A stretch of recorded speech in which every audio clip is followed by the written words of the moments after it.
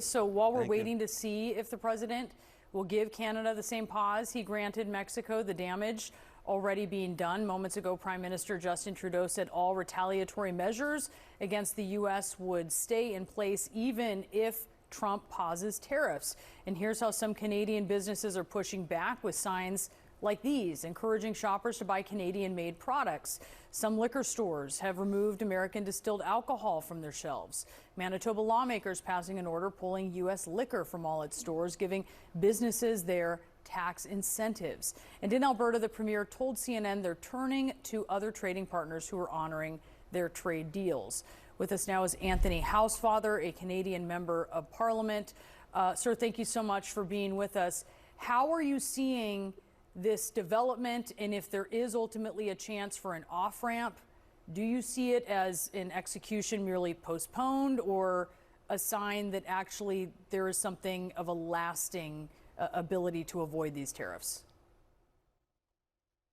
Yeah, I think, Brianna, like most Canadians, I've been shocked. I have a lot of family that lives in the United States, a lot of friends there. I was the general counsel of a US-based multinational, so I've worked in the United States an awful lot. And I think we always thought the United States was a stable partner, an ally, our best friend. And then we've sort of seen that just one person can change that dynamic, and the bipartisan consensus we've had, whether whoever occupies the White House or whoever controls Congress, is gone. And I think Canadians have sort of said, well, now we need to rely on ourselves. We can't have 70% of our exports going to the United States and importing 64% of our goods from the United States. We need to get rid of interprovincial trade barriers. We need to start trading with the rest of the world. And it's just very sad for us. And I very much hope the president will reconsider this because, again, we are his best friend and ally, and Canadians love Americans. We love the United States, and we don't want to be at war, even a trade war with the United States.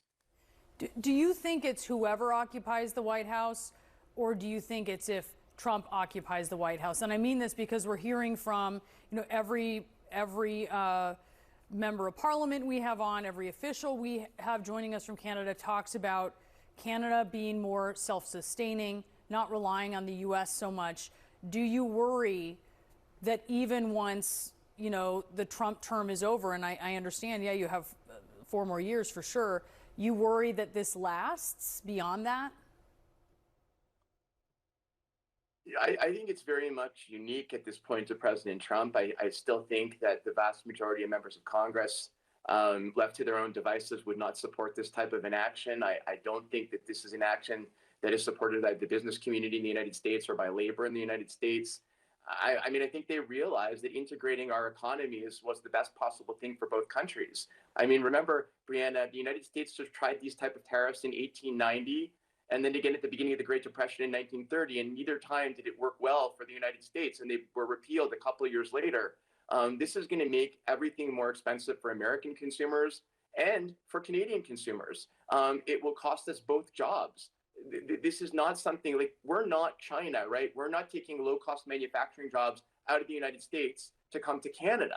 We have the same challenges the United States does with China. And if the United States came to us and said, we want to integrate our economies more, but you need to help us impose the same tariffs on China as we do to stop them dumping steel and aluminum into our countries, I think we would all look at this very differently if it was a spirit of cooperation versus imposing tariffs on us. And the excuse, as Brianna, you mentioned before, the fentanyl, between 2022 and 2024, there were over 60,000 pounds of fentanyl seized at the Mexican border. There were 54 pounds from Canada. In January, it was 0.5 ounces of fentanyl. This is not serious. So we're really worried because the president keeps talking about us becoming the 51st state, and he, continues to demean Canada. It not only makes us angry and sad, it's also deeply concerning that this practice is continuing. Yeah, and certainly the fentanyl thing, to your point, those numbers check out. It's a really minuscule amount compared to the southern border, very minuscule. Anthony Housefather, thank you so much for being with us. Thank you for having me.